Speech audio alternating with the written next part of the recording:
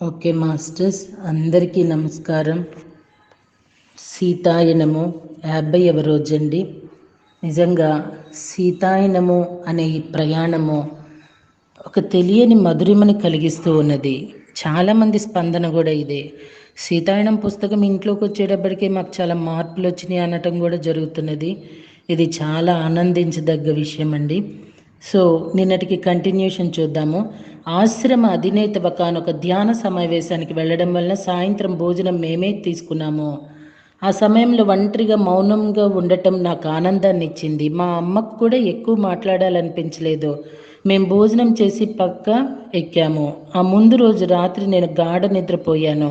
కానీ ఈవేళ నిద్ర రావటం లేదు. సోమ చెప్పిన కథ అంతా నా మదిలో తిరుగుతూ నేను అక్కడే ఉన్నానన్న భావన కలిగింది. సీతాదేవి, శ్రీరాముడు, లక్ష్మణుడు నా కళ్ళ ముందు సజీవంగా సాక్షాత్కరించారు.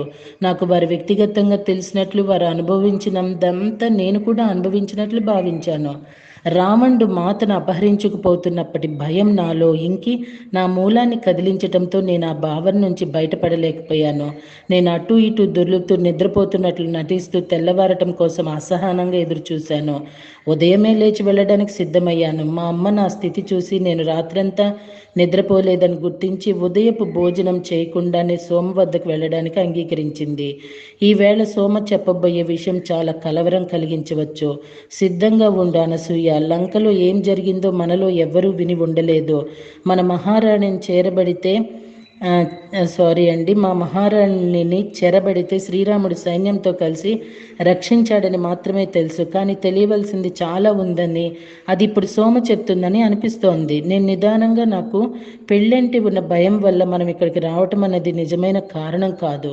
ఎందుకంటే మీరు తండ్రి గారు నా కోసం నిశ్చయించిన వివాహం అంగీకరించాలని నేను నిర్ణయించుకున్నాను. అంతకు మించింది ఏదో మనల్ని ఇక్కడికి లాక్కొచ్చింది. అదేమిటో నాకు తెలియదమ్మా. మా అమ్మ నా చేతుల్లోకి తీసుకొని నవ్వి, బహుశా మహారాణి సీతతో నీ బంధాన్ని పునరుద్ధరించడంలో తోడ్పడడం కోసమేమో. నీవు పుట్టిన క్షణం నుంచి ఆమెను ప్రేమిస్తున్నావు, కానీ ఆమె నీకు ఎప్పుడూ తెలియదు. ఇప్పుడు సోమ ద్వారా ఆమె గురించి మళ్ళీ తెలుసుకుంటున్నావు. సో అండి, సీత త్యాగం. ఉదయమే వెళ్ళి సోమ ముందు కూర్చున్న మమ్మల్ని చూడగానే ఆమె అని ఆశ్చర్యపోయింది. అంతకుముందు ఎంతో మృదువుగా, సున్నితంగా ఉండే ఆమె స్వరం ఇప్పుడు గాలిలో ప్రతిధ్వనిస్తూ మమ్మల్ని భయభ్రాంతులకు గురి చేసింది. నేను దాదాపు గెంతినంత పనిచేశాను. అతను మాతపై యుక్తి పన్నానని భావించాడు, కానీ యుక్తి అతనిపై పన్నబడింది. క్రితం రోజు విషాదాన్ని ధ్వనించిన సోమస్వరం ఈరోజు అలక్ష్యంగా మారింది. తాను ఓడించబడాలంటే సీత లంకలో ప్రవేశించటం అవసరమని అతనికి తెలియదు. అతను సీత వలలో పడింది అనుకుంటున్నాడు, కానీ అసలు వలలో పడింది తనే. తన ముందు ఏం పరుచుకొని ఉందో ఆమెకు తెలియదు, కానీ ఆమె భూమి మీదకు వచ్చింది ఇందుకోసమేనని భూమిపైన పెరుగుతున్న ప్రతికూల శక్తులను వదిలించి భూమి మీద జీవరూపాలన్నిటికీ హాని చేస్తున్న ఆ శక్తులను తొలగించటమే తన కర్తవ్యం అని ఆమెకు తెలుసు. మాత అందరి ప్రయోజనాల కోసం లంకలోకి ప్రవేశించటమే ఆమె చేసిన గొప్ప త్యాగం. అయితే అదంతా ఆమె ప్రణాళిక ప్రకారమేనా? మా అమ్మ అపనమ్మకంతో గొణిగింది. అయోధ్యలో దీని గురించి మాట్లాడుకున్నారు, కానీ ఆ పుకార్లను ఎవ్వరూ నమ్మలేదు.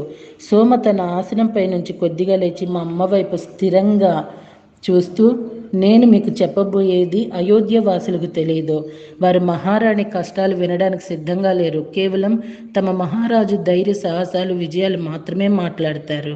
దీనికి వారిని నేను నిందించటం లేదు. పోటు మారుతూ ఉంది. స్త్రీల స్థైర్యం, పరాక్రమాల గురించి భవిష్యత్తులో ఎవ్వరూ మాట్లాడరు.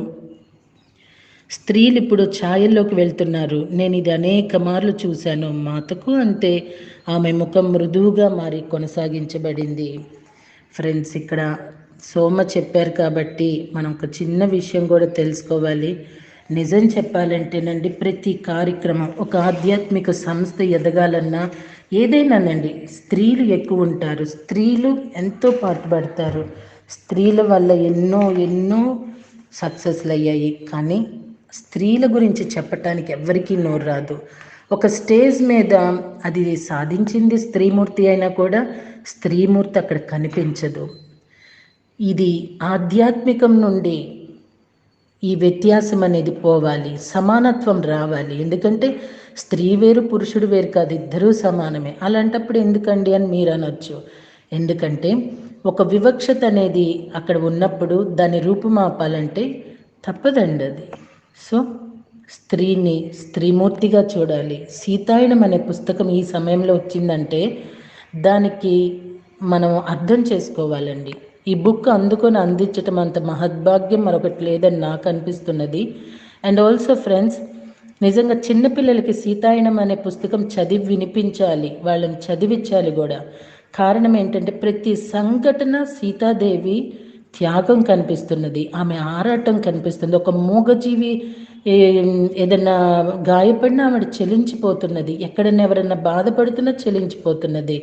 ఆమెలో సేవా భావం ఉంది, ఆమెలో త్యాగా భావం ఉంది.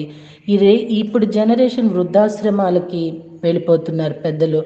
రేపటి రోజున మనం వృద్ధాశ్రమాలు పడకుండా ఉండాలంటే ఈ రోజు నుండే చిరంజీవులకు సీతాయనం యొక్క నీతి తెలియచేయాలి. స్త్రీ యొక్క ఔన్నత్యం, స్త్రీ యొక్క త్యాగం, స్త్రీ యొక్క గొప్పదనం, స్త్రీ మూర్తిగా ఎలా మూర్తివించబడుతూ ఈ విశ్వాన్ని ఎలాగా వికసింపచేస్తున్నదో తెలియజేయక తప్పదేమో కదండి. Thank you very much friends.